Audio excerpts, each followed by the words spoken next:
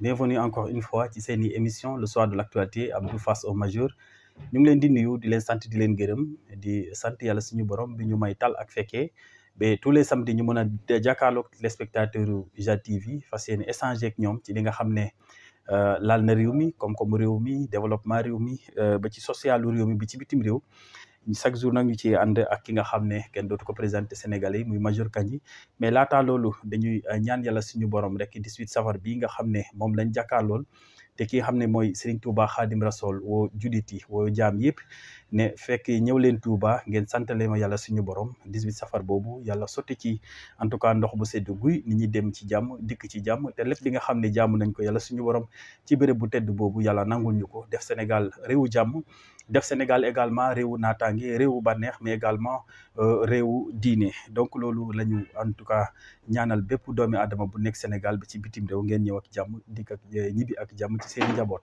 alors comme niñ koy defee tous les samedis à partir de 20h di ci ànd ak Major Kandji ci seen émission le soir de l'actualité Abdou face au majeur Major ñu ngi lay nuyu di la ziar. Abdou di leen di fay di kontaan ñëwaat ci émission bi. comme ni ñu amee habitude di ko def tous les samedis. di ñaan yàlla mën ci débattre loo xam ne dana gindi nit ñi et puis wax naka la réew di marché quoi c'est important. oui surtout c'est important loolu mooy l'essentiel te loolu mooy suñu sabab alors balaa ñoo dugg nag Major nga nekk Murid Sadiq dëkk Mbacké ñu gis ne fan yii yëpp maa ngi lay woo mais yaa ngi ci waajtaayu magal boobule alors fan yi amatoo leen toog waay. non amuñ toog waaye ñëpp dem nañ maanaam tey ci fajar gi yëpp ñu ngi embarqué bagage yi. ndax ñun Mbacké lañ dëkk on est bien installé là-bas.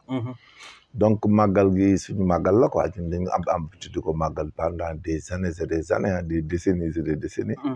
donc comme d'habitude yàlla ñuy suturaale chaque année ñu am luñ màggalee. dëgg la berndeel gan yi quoi. donc comme ñun ci lañ bokk donc c'est un devoir sax d'ailleurs. c'est pas comme les autres talibés quoi yi nga xam ne dañuy ñëw di def temps dañuy mais ñun ci lañ bokk. oui bien sûr voilà donc ñun nos parents étaient là-bas avant même murid bi dafa ñëw. donc bu fekk ñu fi. ñu am ak ñoom coloré puis màgg ci am ci ay bokk. bokk ci quoi donc màggal gi ñun suñu màggal la quoi. ok macha allah c'est nous qui organisons le màggal. mais dañuy màggal si mais c'est nous qui l'organisons. dëgg la macha allah ñun ñoo koy organiser.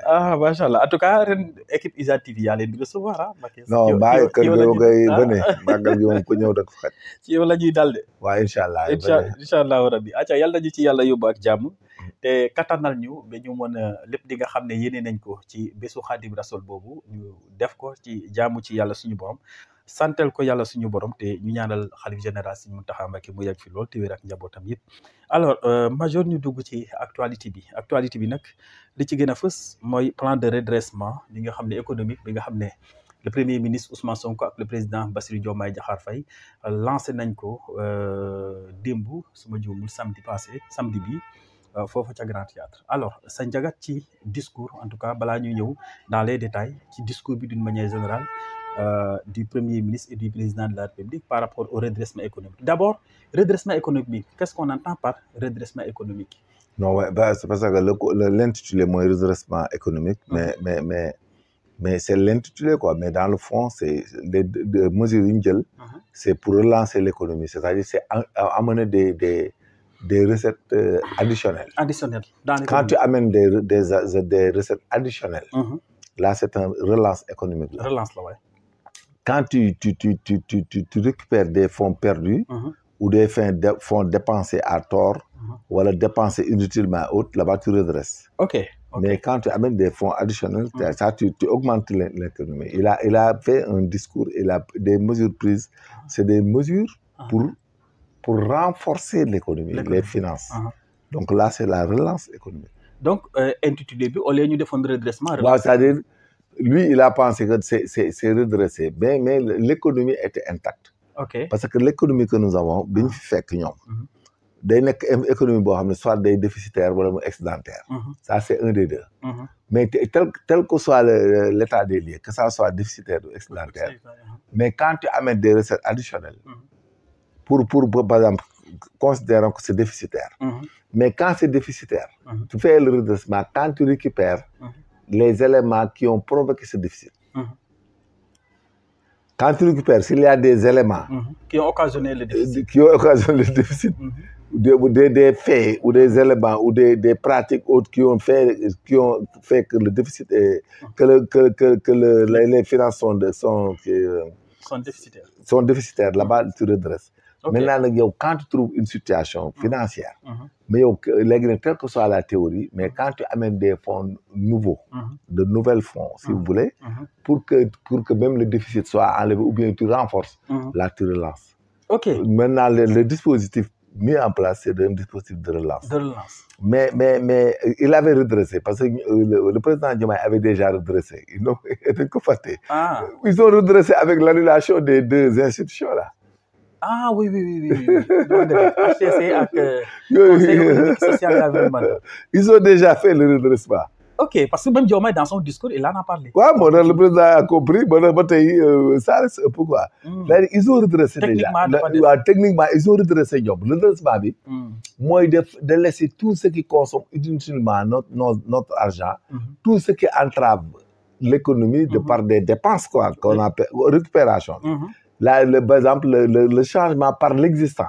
Comme redresser, on redresse quelque chose qui est existant déjà. Bien sûr. C'est comme si tu as un fer tordu que tu veux retordre. Donc là, tu le redresses. Ok. Voilà. Voilà. Mais quand tu prends de nouvelles mesures, c'est comme si tu avais un fer tordu haute. Maintenant, le fer tordu, au lieu de le redresser, mais tu en cherches un autre. Voilà. Voilà, là-bas, tu as relancé, tu as changé. C'est-à-dire, ils ont redressé déjà. Dès que le président, il avait annulé. Le président Diomaye avait annulé les deux, et que les deux qu'il avait annulés, même les fonds récupérés, ont permis de recruter 200 combien? 2000 ou 200 enseignants.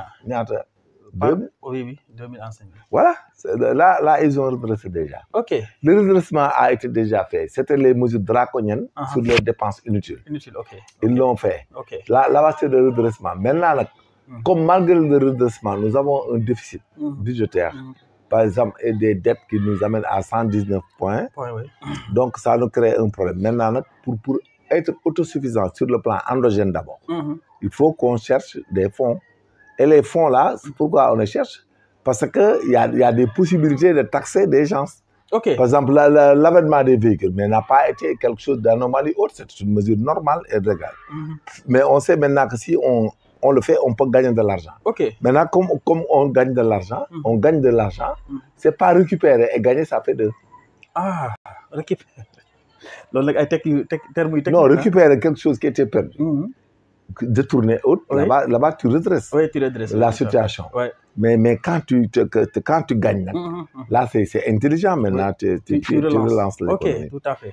Donc le point des véhicules, point positif là. Parce que l'auto est heureux là, nous avons visite technique moo ci am important. Auto bi il faut mu baax ñëw.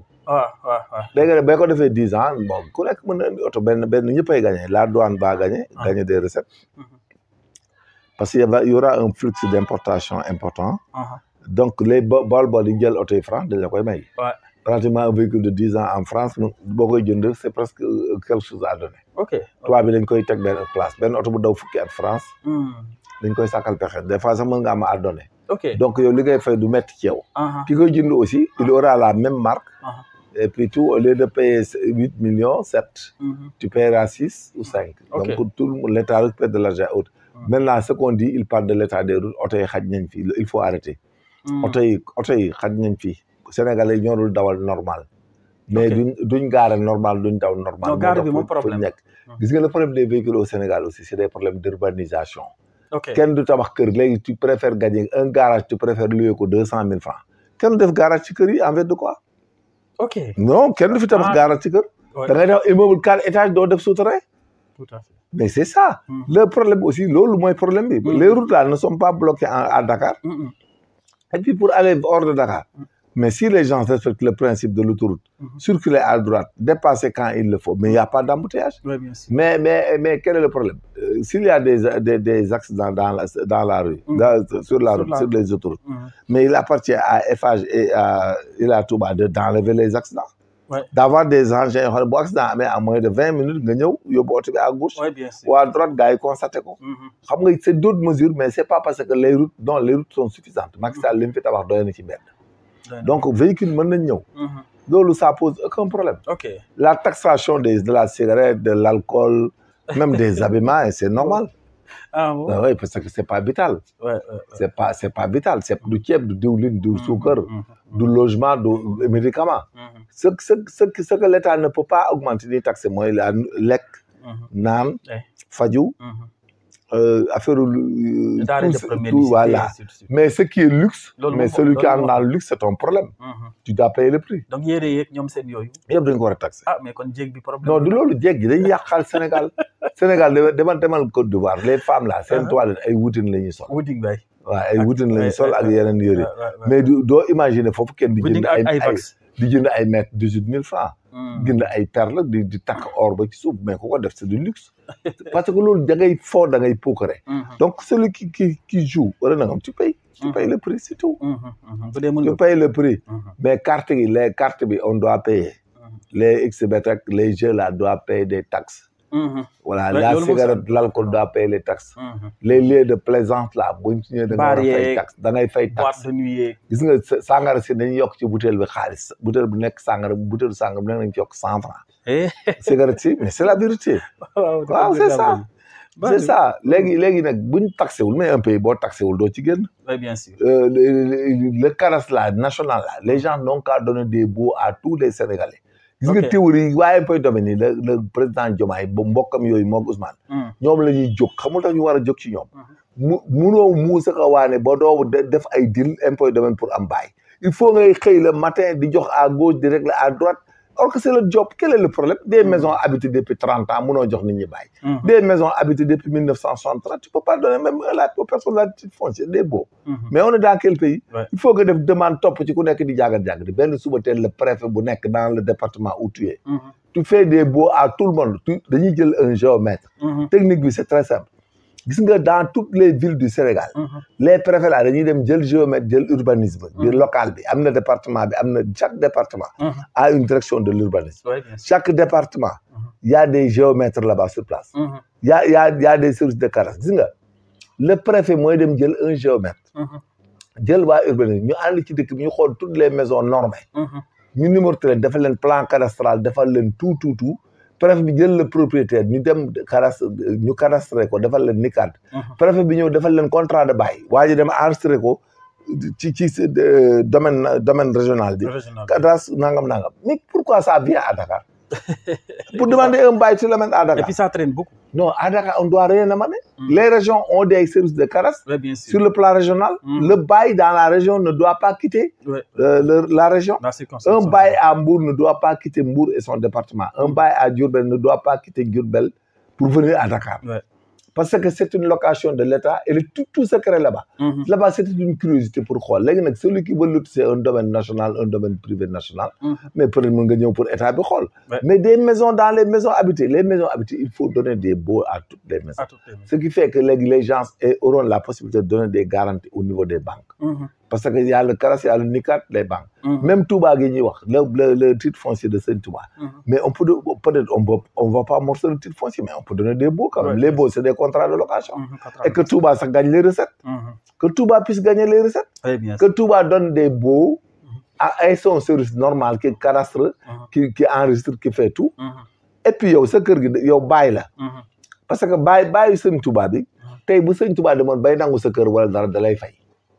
li nga tabax non loolu même sëñ dañ koy def foofu ne ku fi def loolu yoon ñu fay la nga génn parce que xam nañ àq ñoom sëñ bi sax da koy wax da ko daan wax ne ko képp koo xam ne naa nga mais egguñu foofu ay taalibe lañ ñoom dañuy soxla banque seen doomi murid yi les fils de Mbàkke là ils ont des patrimoines mais dañuy jaay pour ñu dund wala ñu am business dañuy jaay parce que boo leen defaloon ay baux même à Touba mais les petits Mbàkke là dañuy def ay kii comment on l'appelle ça ils vont faire des prêts di tabax kër yi màggal nga di ko louer wala màggal nga def ay genre je ne sais pas des hôtels alal yoo xam ne nit ñi de boo ñëwee sa famille da ngay louer benn 3 pièces période màggal bi nga louer benn 3 pièces mais boo ko louer par exemple pendant 500 000 francs pendant une semaine mais da ngay def màggal gu neex dem si oui bien sûr le gars yo doo fay courant doo fay ndox yooyu yëpp dañ ci war a yegg mais pour ñu yegg ci il faut que ñu am un état dynamique un état qui sait dialoguer dem waxtaan ak nit ñi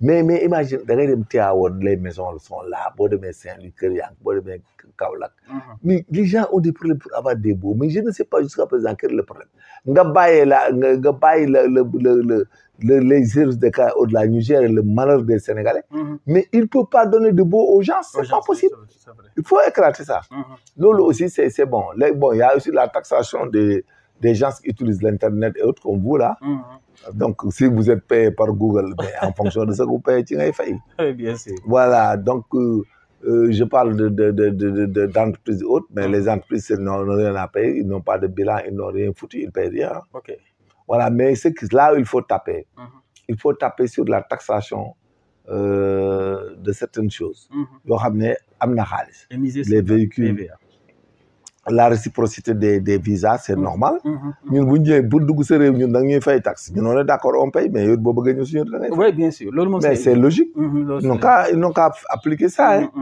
mais et tant d'autres qu'il faut rechercher il faut cadastrer le pays là et donner des baux à tout point de chemin que les gens aient des baux partout ça relance les affaires bancaires il faut relancer des systèmes d'assurance voilà les systèmes d'assurance et surtout amener les Sénégalais à se mutualiser parce que au Sénégal fii dañoo foog ne boo liggéeyul fonction publique wala diggoo ci état wala société yow waroo mën a am retraite c'est pas vrai mais même yow boo nekkee taabakat mën nga cotiser retraite bien sûr sa cotisation simple la mais il faut aller c'est en fonction de tes revenus mais nga dem cotiser na leen ñu ne leen nga ñaata ngay gagner par mois nga ne man je gagne 300-400 000 par mois pour ma am retraite la lay cotiser mais tu cotises 20 000 par mois pendant 25 ans mais bon après ñu calculer la liquider la bien sûr mais et le problème il faut aller faire ça faire des assurances faire tout et puis que les Sénégalais là les amener les inciter à les organiser à ce qu'ils investissent Sénégalais yi léegi gis dara ku fi am xaalis léegi da nga jënd ay kër du luye rek en fait loolu ma jaaxal tout le monde est dans l'immobilier mais parce que tu blanchis ton argent tu n'as pas de problème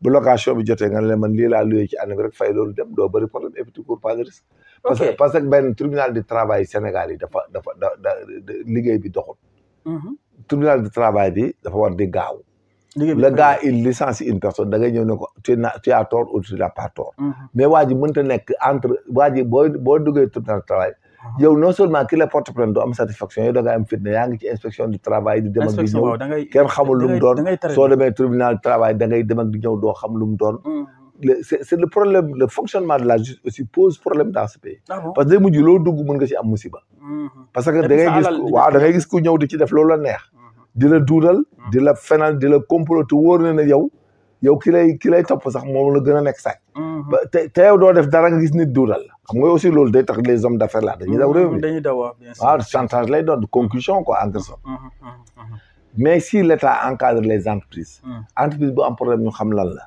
léegi bu dee am na licenciement la faute là il faut statuer xam ku tooñ mais rien ne marche sur ça da ngay gis kuñ dàq nga toog 10 ans pourquoi ñu dàq nit mu toog 10 ans par exemple du mën a am dëgg entreprise bi aussi pourquoi bu amee problème ak nit am raison tu lui donnes pas raison tout de suite chaque fois rek la ñu nekk ci diggante bi di jaxase parce que il faut qu'on statue surtout dàq nga nit ñu xam ne yow entreprise nga waa ji il n'a pas respecté la discipline on ñu ne ko tu as tort wax ci jeex mais chef d'entreprise bi mënut a nekk entre les douanes entre les impôts chaque jour tu es dans des problèmes avec les douaniers tu es avec les impôts ku nekk gardu saagam ak costume ak karawatam ñëw taxawu la doo xam looy def boo réglé wut ak ñoom doo ci génn loolu du wax c'est ce qui a problème moo tax les gens n'investissent pas ils ne créent pas de banque il y a que 3 banques au Sénégal yu état bi moom c'est des banques yoo xam ne elles sont pas encore à leur point quoi de financer quoi que ce soit la banque agricole les BNI il faisait des caisses de détention il devait faire des caisses de détention dans le Waalo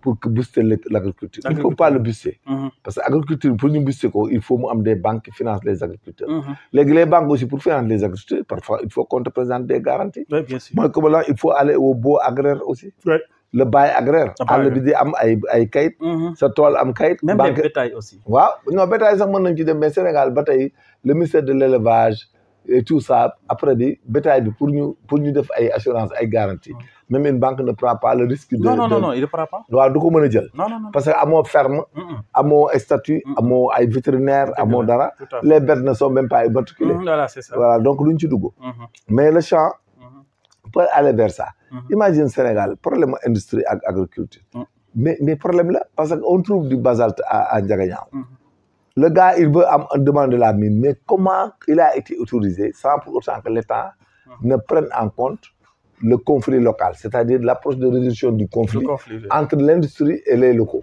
Il fallait que ñu dem xool tool impacté yi. ñu laaj leen ñaata ngeen di gagner par mois.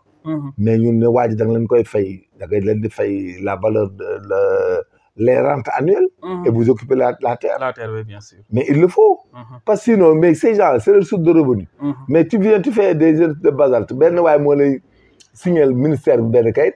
nga ñëw ci maire bi ñu délibéré la ku nekk encaisse dem toog mais waa béykat yi yeewu su ba teg ñu bëgg a jël seen tool non il faut qu'on arrête tout ça ay erreur la yoo xam ne waruñu ko favoriser il y a ce qu'on appelle la responsabilité sociétale dans l'installation des industries des entreprises sur l'espace territorial il faut l'étude environnementale il faut l'étude sociale il faut l'impact ce que tu dois payer à la mairie ce que tu dois payer aux autres si le principe était respecté en amont il n'allait pas venir avec des tracteurs du gaspon bala ñu fay ñëw le conflit devait être réglé bien sûr mais loolu la et puis tu embauches des jeunes dans la zone s'il y a des chauffeurs des gens des main d'œuvre et autres nga jël ko mais doo ñëw ci benn zone fi ñuy bàyyi seen tool nga ne am na basalte même l'État ne le fait pas quand Macky Sall était là bi ñuy defar terre bi ak BRT mais tout le monde a été dédommagé à 2 fois le prix de leur maison. Il faut qu'on arrive à ça. Voilà. En tout cas, loolu mooy préalable bi mais jékki-jékki wàcc ay. waa ji waaye économiquement day bloqué yow non seulement il ne cultive plus mais da nga leen di appauvrir. Tu appauvris socialement. Tu impactes négativement la condition sociale des autochtones. Et puis en tout cas de cause s'il y avait la responsabilité sociétale définie avant toute exécution. maire yi ak préfet yi gouverneur yi réglé ko. ku nekk xam fi ngay taxaw heure bii duñ grève ci àll bi ñu leen di jàpp. ci nawet bi surtout nga xam ne dañu war a bay. donc loolu yëpp ay problèmes la yoo xam ne c'est des problèmes à régler. et puis c'est des choses à comprendre. macha allah alors par rapport ak discours de redressement bi toujours ñu gis ne le premier ministre insisté na ci il faut que tous les Sénégalais kenn ku nekk jóg taxaw ci couche yëpp pour ñu participer ci développement réew mi mais surtout il faut que ñu serrer les ceintures pendant au moins 2 ans. ñu serrer ceinture bi mooy lan. yàq bi la Sénégalais di bàyyi c'est tant pis pour eux s'il ne serre pas la ceinture. Sénégal ku fi bàyyil yàq sa problème là. mais parce que ñun même parce que dëkk bi ci métti. non même li nga waaw serre ceinture bi loolu la dëkk bi ci métti loolu métti bi l'essentiel est que les personnes les Sénégalais doivent essayer d'aller travailler. parce que état li mu mën mooy fay ay fonctionnaires am def des investissements sur l'école la santé et autres. Sénégalais yi ne travaillent pas ils produisent pas. donc ku leen jéem a gérer aussi ci kàmb nga jëm ak ñoom ils ne travaillent pas Sénégalais yi wax rek la ñuy def. mais est-ce que c'est pas parce que dañoo amul liggéey. mais duñ mën a am liggéey yow doo jàng métier doo jàng dara ku nekk da ngay seet looy jàng Pël Fuuta yi lu tax Pël Fuuta bu ñëwee Sénégal tedd. oui bien sûr. Pël Fuuta bu dugg Sénégal tekki. luy ndeyam Pël Fuuta bu dugg Sénégal doo dégg benn Pël Fuuta Sénégal bu jàmbat ñàkk. parce que ils sont là gisoo suñ quartier bi ils occupent toute la nos devantures de maison. ku ci ñëw même ak ñaar ñett day ko wax teg taabal di jaay bu yàggee mu teg nga di taabal bu yàggee mu dugg ci bitik. Sénégalais duñ jaay bitik duñ jaay yàpp duñu jaay jën. mais c'est n'importe quoi koo ci gis day wago su fii ay seen bopp la ñuy nax xam nga Sénégal lii seen problème dañuy nax seen bopp. ok dañuy nax seen bopp. te nax seen bopp mënut a weesu sax. politique bi ñëpp topp regarde combien de personnes ñoo topp politiciens yi ñii naan fii lañ bokk ñii naan tiktoker ñii naan Pastef fii di wax koo ci topp amul liggéey il n'a aucun métier déclaré waaw kooku ne ñooñu nag yow bu la ci 1 million de personnes bëggee topp noonu nga leen di jox mais fan la réew mi mu jëm day déstabiliser wu après. oui bien sûr. ce pays là sera déstabilisé. bien sûr on a des problèmes ce pays là sera déstabilisé. parce que si dans nos pays là. waxkat wala benn politicien wala benn tiktoker wala nangam day tedd plus qu'un fonctionnaire. yow tu peux pas régler le problème des fonctionnaires et puis tu peux gérer un tiktoker un chroniqueur. mais oui des gens qui ne foutent rien des journalistes et des gens yoo xam ne ñu ngi tedd di lekk di naan dawali oto. et les fonctionnaires là qui partent en grève. nga li nga leen di wax yow tiktokers yi chroniqueurs yi yeneen gars yi ils en prennent.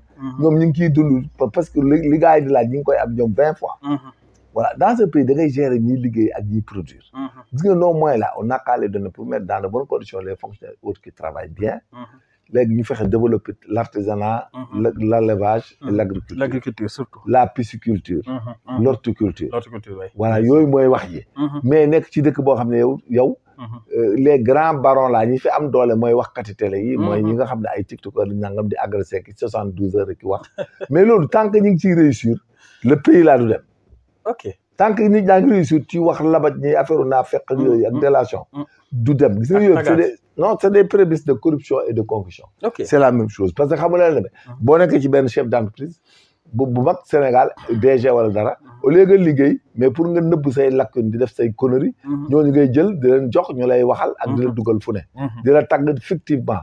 da ngay gis sax léegi ñu dem bay nit di tagg ay homme de tenue mais on est dans quel pays ah homme de tenue lan mooy yoonam ci tagg gi ah yow ngay commander des systèmes nangam ay tiktokeur rek ay chroniqueur nangam da ngay gis léegi chroniqueur sax day woo autorité mun da koy jël.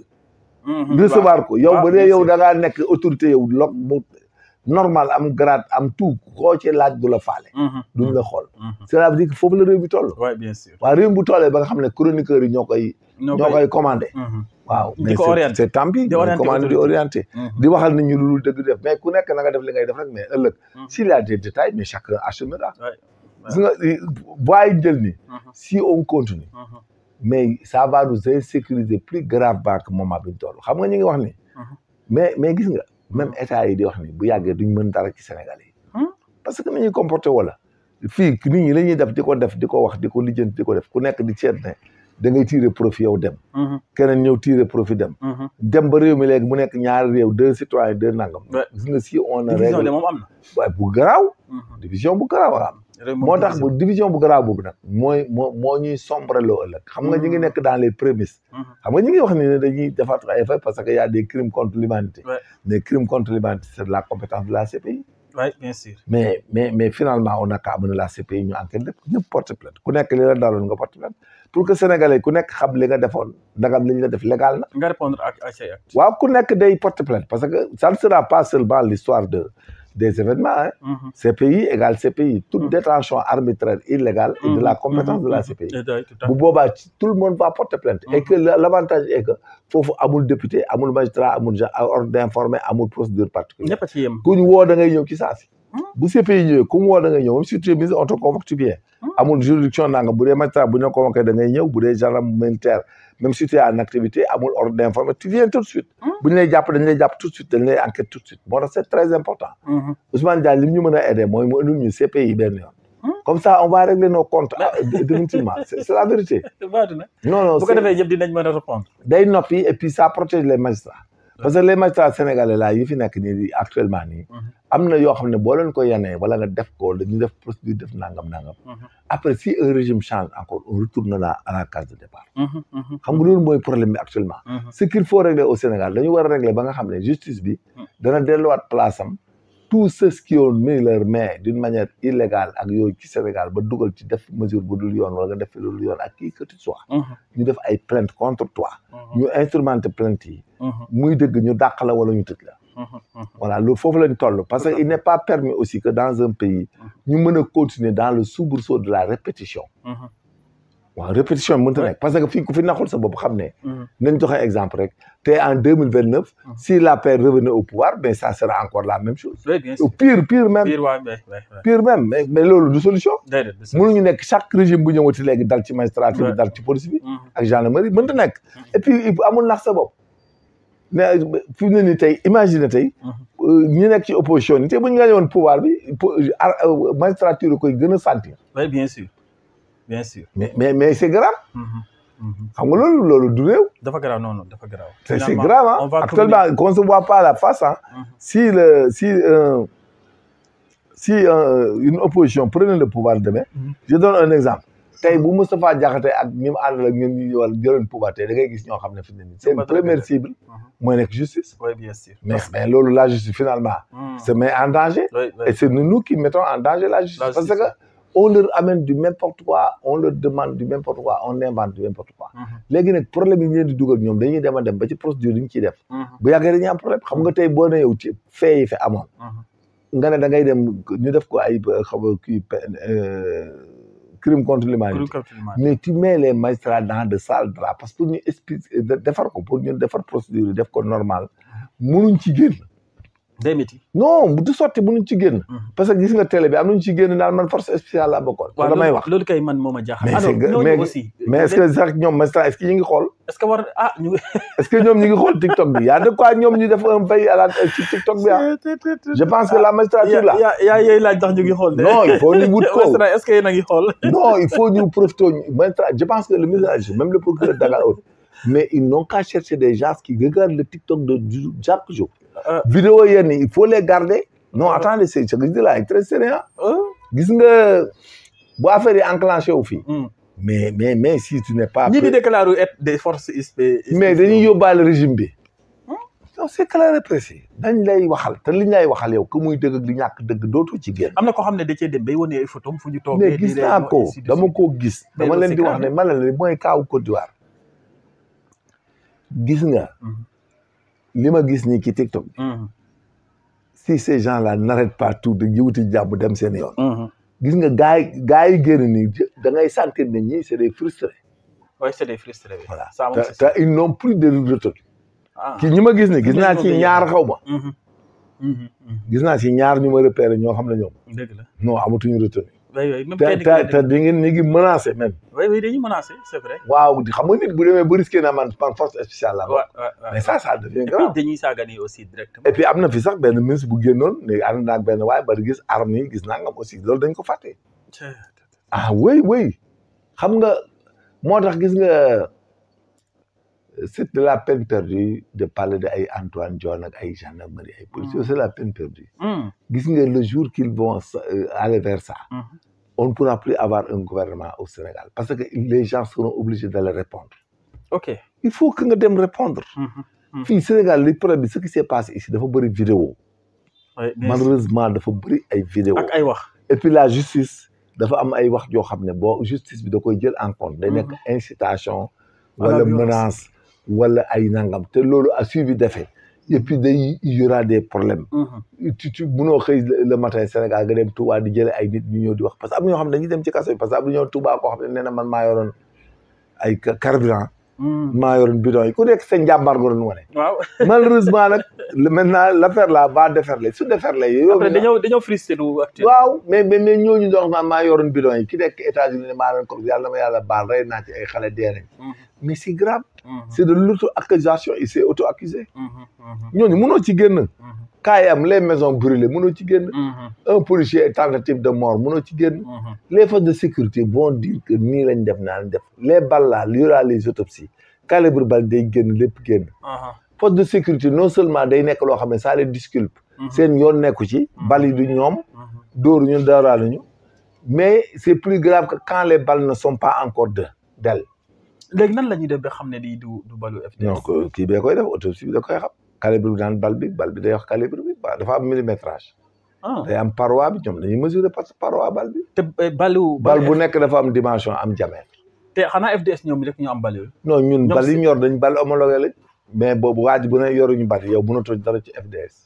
da ngay seeti ku tirer et là ça devient compliqué. waaw mais li ma bëgg a xam mooy que ne FDS maanaam seen bal yi ñu homologué keneen ku dul FDS mënul am bal. non pas du tout kenn lu ko jënd Sénégal kenn lu ko jaay dans les bal bu am millésime na la ne da ngay xam ne da ngay xam ne kii FDS ko moom ou pas. les munitions de guerre dañ daan ak munitions yeneen. Sénégal doo fi gis kenn ko rafale wala ko tiré. ok gis nga léegi. avec l'intelligence artificielle. les gens font des montages. ok gis nga ci manifestation yi gis am na ñuy accuser FDS yoo xam ne yëpp yu ci bari ay mais comment tu peux non mën a imaginer policier bu tëdd comme qui tiré au champ de tir di rafle non il faut arrêter quand même loolu da ay pexe quand même loolu policier du ko def non je ne pense pas non jamais policier tëdd ni ay góor ci nekk à 200 mètres non nga tëdd naan da nga leen di rafal mais non il faut xale yoo xam ne ay xeer lañ yor il faut arrêter ñi fi wax nag bari na li fi nit ñi wax bari na dégg naa am na ku ne keroog au début dañ ji ñoon FDS yi booy deewoon parcelle ci échange bi xaw ma ñaar ñi deewoon frère am génn si nee na kenn reyu leen FDS reyu leen laalu leen dañoo suffoqué kenn ki daa amoon asma xam nga kooku il s'était tué pendant 2 ans 3 ans mais ils n'ont rien vu voilà donc wax gi dafa bari de sorte que bu ñu yàggee c'est comme si on allait perdre les 5 premières années de Diomaye pour ne rien faire, pour ne régler que des contentieux, régler des redressements, imposteurs yi dugg ci ku nekk di créer li ngay créer di inventer li ngay inventer def li nga def mais gis nga ça ne rimera à rien que de chercher la paix et de calmer les choses. Le complot yeeg pexe ñi def yëpp amul sens. Parce que Dieu va juger un jour. lépp dina leer. dina leer oui bien sûr. voilà léegi nag le premier ministre son environnement son entourage. il agit seul. il a un gouvernement dafa am yoo xam ne après da koy bàyyi ku nekk département bi nga nekk nga réglé ko. nga réglé ko bien sûr nga wax ko. le ministre du commerce là doit sortir wax li muy wax. sur les véhicules et autres. keneen ki wax la l'économie ku nekk wax. mais mënut a yenu seul affaire bi il faut qu'il y ait des répondants. alors que l'histoire de répondant la Macky Sall am na moment yoo xam ne manque de répondant moo tax ñu décrier ko. mais du mën ak def. moom fi ne nii amul benn répondant. donc il y a 2 hypothèses. il faut que ces gars là sortent. prennent les choses en marche et affirmer. Sinon, il n'a qu'à faire un remaniement rapidement et aller continuer. Ok. Voilà. Waaw, il n'a qu'à faire un remaniement. Mais justice bi moom Sénégal ni mu ko songee. ak justice bi. s'il remplace Ousmane Diagne. il y aura des problèmes dans la justice. et ils auront des problèmes avec la justice. parce que situation pays bi fi mu toll. ak magistrat yi ma gis nii. le management là. je te jure si Ousmane Diagne est enlevé. ces gars là. dana ci am déception. da ngaa foog ne Ousmane Diagne rek moo leen mën a gérer. bu fi ne nii situation bi ñu indi ñoom la. ah bon. ñoom situation bu ñu indee keneen ils seront récusables et puis ça passera pas. ah bon. waaw dañuy bàyyi Ousmane doxal normal selon li ko xelam may ak ultime conviction. donc loolu. da ngaa jàpp Ousmane moo leen di mën a protéger mais keneen bu ñëwee mën leen protéger. ci magistrat yi. non pas magistrat beneen ministre de la justice bu mu fi mën a indi du ci génn man xam naa li fi nekk.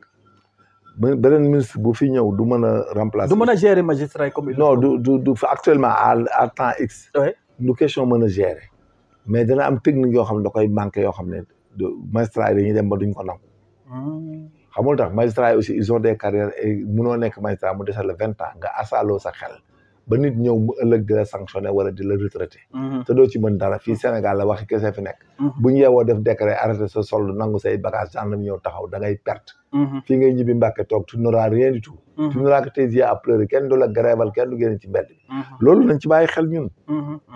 waaw non wax la lu mat a bàyyi xel. lu mat a bàyyi xel Sénégalais yi laa dañ naan la yaay waa ji ay procureur naan la may naan la nga rek. mais gis nga bisu problème amoon nii gars yi nangu say kayit suba teel dindi la pétavin kenn fayu la. génne le logement de fonction genre ñoo taxaw génn say bagage. ba gars yi bala sa kër nga toog da ngay dégg gars yi naan la dogalu yàlla rek nattul la nangam jeex na tàkk. man du ma jàng ba am sama grade. xam nga maa ngi koy wax benn jour fii bu ma jàngee ba am sama grade damay taxaw ci lu dëgër loo xam ne ëllëg du ma di. waaw bien sûr bien sûr. mais lu ne nga def ko lu ne nga wax ko mel ni géwél bu repp ci xare lu ne nga dugg lu ne nga labaj ko ba yor sa lamiñ di wax gis nga yàlla bu la dóorul. jamono moo lay dóor. bien sûr waaw bien sûr. gis nga ce qui se passe dans ce pays là. et puis gis nga ce qu'on déclare comme ça nii. gis nga il déstabilise déjà le gouvernement parce que tout le temps il y a la menace de remaniement ministériel. tant que defoo ko gars yi duñ toog ministre bu nekk day jéem a seet fu mu làq ay bagages am. pour ne pas avoir de problème donc le fait l'énoncé de remaniement ministériel déjà entrave la ci état. si day bloqué day boo ko xasee boo wax rek da ngay bloqué tout. kenn du ñeme non ku nekk kenn du ñeme même kuy business wala kuy def ak jël ay marché loolu da ngay ragal. ok même boo la joxal marché ne la préfinancé du ma préfinancé. parce que le ministre ton remplaçant peut venir contester. oui bien sûr. waaw donc quand tu fais le remaniement tu le fais brusquement. remaniement day nekk question de confidentialité. oui bien sûr. entre yow ak sa président la wala président la mu xam ne day changer premier ministre il garde l'information. léegi heure bi day jot rek mu woo ko ne ko je vous remercie nangam. mais je vais changer le gouvernement je veux que tu présentes ta démission. tu refuses il te dégomme. ok et puis il nomme un autre systématiquement fekk kooku il est préparé aussi il fait le casting. et puis wax ji jeex quoi mais fi ñu toll ci Sénégal nii. Ousmane Sonko il faut ñu def remaniement ministériel même si c'est dans la forme et remettre les mêmes personnes. pour que Sénégal mën a avancer. parce que tout ce qu'on a dit là. serrer la ceinture redressement économique. menace de remaniement. donc ça veut dire que nous devons aller. vers un changement. Remaniement bi déjà c'est robuster ce qu'il est en train de dire. il n'a qu'à faire un remaniement changer le maximum en profondeur. voilà léegi justice bi mu xool li ñuy def parce que man je préfère qu'on amène la CPI dans ce pays là.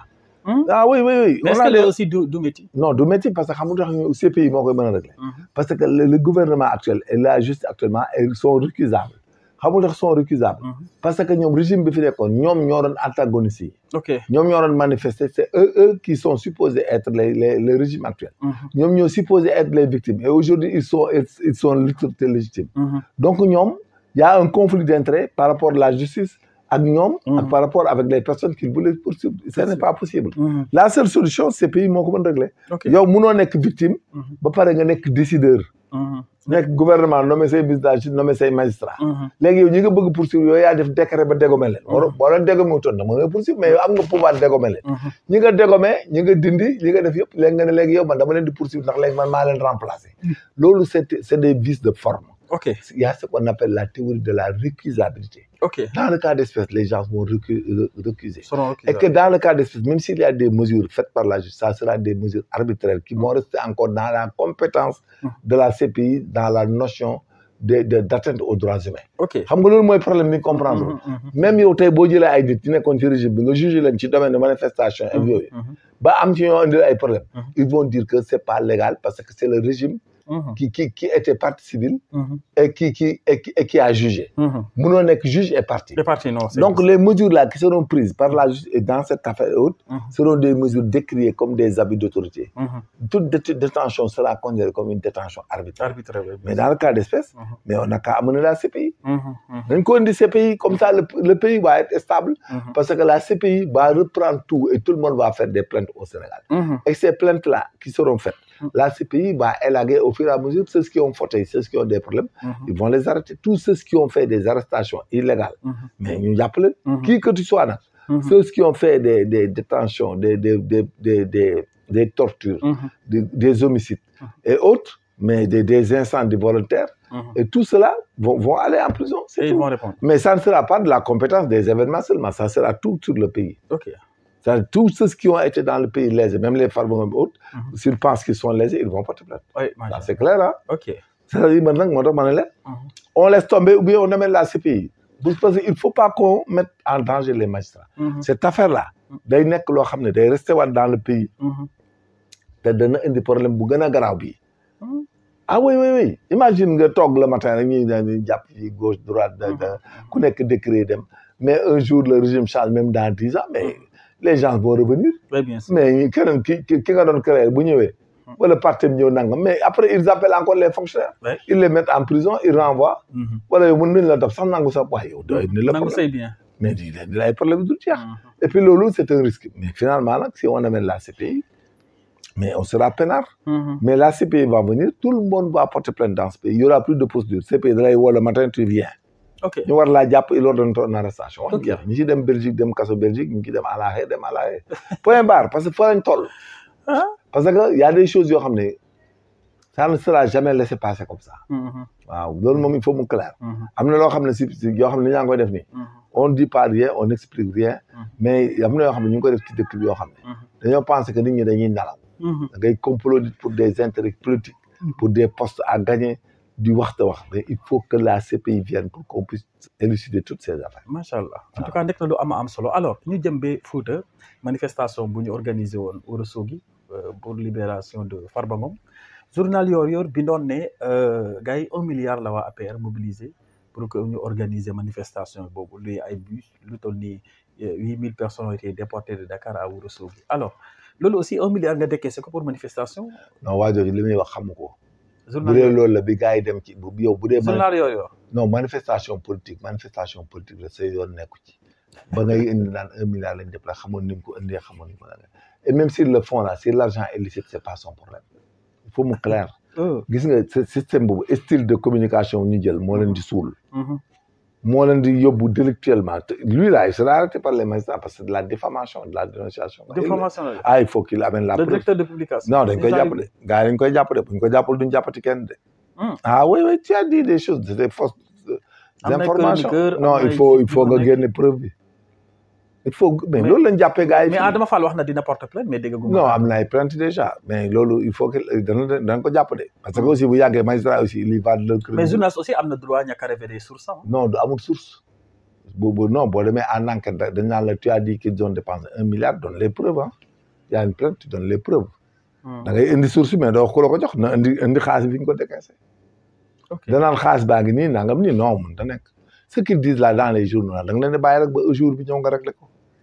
c'est-à-dire c'est loolu. mais Oumy affaire bi tamit bëri na nii tam. mais c'est normal manifestation bëri na. c'est des tukulóor c'est du régionalisme et des partis politiques. mais l'essentiel est qu'ils ont le droit c'est un parti politique s'ils ont de l'argent mais quel est le problème dans tout ça. non amul benn problème. ah mais pourquoi ñoom mais quel est le problème. yow bu ngeen yoree seen xaalis yor ay xaalis yi ngeen di dañuy politique ñoom. mais ñu ngi nii n'est-ce pas bu gars yi jógee ci région yi dañ ñëw démb ci déclaration bi. mais est-ce que leur a donné 1 milliard. est-ce que quelqu'un les a attaqués pour dire qu'ils ont donné 1 milliard aux gens pour qu'ils viennent. loolu autorité ñoo koy bañ. ils n'ont qu'à les laisser aller comparaître ñu condamné ko loolu mooy dëgg yi. parce que buñ fiy dem ay stade ak di dem fu ne ñi fiy ñëw. am na ñu ci dañ leen jox duñ leen jox loolu yoonu kenn nekku ci un parti politique qui organise son meeting c'est son problème. un parti politique bu demee di conquérir le pouvoir. mais il y avait des dégg naa ko fiy dénoncé naan xaw ma Bougar xaw ma am na benn waay bu nekk ci net bi. Bougar di wax ay xaalis yi ñu doon jox ay 300 millions c'est le tiers de. mais écoutez ils ont dit que Diomaye président a donné 300 quelques millions. mais loolu problème la c'est de la politique les gens c'est des gens qui donnent leur argent. qui cotisent. mais loolu suñ ci continuer bu yàggee Sénégal ñëpp la ñuy jàpp. loolu ça ne passe pas parce que bu élection jotee Pastef dina génne alal ju dul jeex def élection. bi ñuy def campagne législative mais ils sont déplacés avec des milliers de personnes ils doon nourrir dans la rue. gars yi daray xarit di dibi ci mbedd mi. ah quel est le problème. il faut arrêter c'est des débats qui ne sont pas sains. dafa ñaaw ku jóg nga wax loolu la ñuy arrêter te gis nga loolu. bis bu Pastef di am problème ci ñooñu lay amee problème. parce que dañuy comparer parce que boo ne joxe nañu milliard ëllëg booy déplacé wu da ngay dégg ñu ne waaye il s'est déplacé avec 1 milliard pro s'est déplacé avec beaucoup d'argent ñi doon dem jox nañ leen lii jox nañ leen wala dundal nañ leen fii loger hôtel loolu mooy indi woon ba Sarkozy ci la mu ñoon am problème mais oui xaalis bi mu campagne daan jaay wax ju bare di def ay affaire bi yaakaar day jàll finalement c'est retourné sur lui dañ jàpp ko ci gis nga les politiciens là quand ils dépensent leur argent là suñu yoon nekku ci xaalis bi na licite na lew na licite ñu génn ci gis nga affaire politique da ngay commencer rek di wax mais doo xam fu muy yem. fu muy yem wax tout à fait.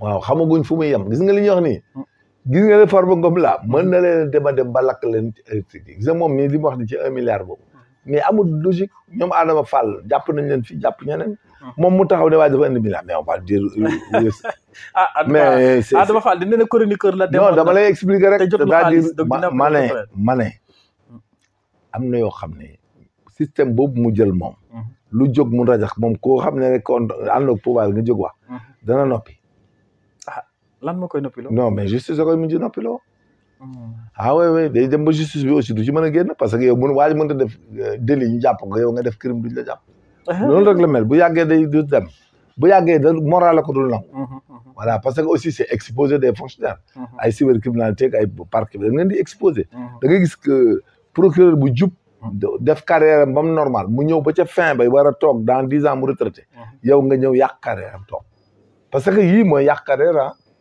oui je suis désolé tout peut arriver parce que aussi gis nga être fonctionnaire c'est un peu compliqué oui il faut faire attention en tout cas nekk na mbir bu am solo mais kii sama nijaay Adama Fall non garaaw bul porte plainte non dégg naa gars yi porte plainte ba pare déjà oui non pourtant jaru ko woon moom ce qui était évident loolu mu chiffre ni mu ko waxee xam nga li support de publication là bala nga ciy bind ak di wax da nga koy seet doo yeewu rek daal dina waa ji joxe ne mais lu mu détaillé ci bis yi amul lu muy détaillé yoonam nekku ci mënu ko détaillé bis yooyu demul ba xam nañ que ku leen fay Adama Fall mais et puis qu'est-ce qui est illicite dans ça mais c'est quelqu'un qui couche avec sa femme nga ne ko kii buy couche avec femme nii la koy def c'est la même chose tu n'as pas le droit c'est des bis ils ont le droit ils font de la politique comme vous tey bu pro woote woon Ziguinchor gars yi dañuy passe fi ay bis dem Ziguinchor s'il avait dit que tous les pacifiens trouvent à Ziguinchor mais les gens vont partir ça fera 2 milliards de dépenses mais est-ce que tu vas dire que pro moo ko dépense non il faut arrêter c'est illégal ils n'ont qu'à le poursuivre non c'est la vérité il faut pas entrer dans ça gis nga dina noppi nag mais du ko commencé ko mais les plaintes là vont fuser il sera un jour arrêté comme parce que xam nga lu tax il attaque gratuitement les gens ce qui n'est pas bon gis nga même journal bu ko orienté dans l'attaque personnalisée ça te vulnérabilise da lay vulnérabiliser. et puis un jour da lay topp mën nga ci amaat ay problème après. ok gis nga affaire bi fii Sénégal fi mu toll. dana dem ba ëllëg am na kuy ñëw koo xam ne. il s'en fiche du droit. day ñëw def fi musiba goo xam ne. règlement de compte non je te jure boo xam ne c'est jamais égalé. ma ne dana dem ba yegg ci Côte d'Ivoire fi mu yeggoon. gis nga yii Côte d'Ivoire ci wax rek la yeggoon ba am problème. wax ji rek wax rek. problème bu métti sax. waaw wax rek gis nga Côte d'Ivoire wax kat yëpp a mujj disparaître. mais j'ai fait 2 ans là-bas. dañ lay wan ne kii fii la nekkoon kii nii la doon def kii naa. ñii nga gis benn loxo lañ yor léegi ñii benn tànk nga ne dégg ñu kii il faisait des parties des jeunes de Blé Boudé. moo ñu ko waroon di wax. nekk ci rajo yi nekk ci wax ji wax. gis nga bi ñu amee problème ils ont réglé le compte en interne. ñëpp a daw dem.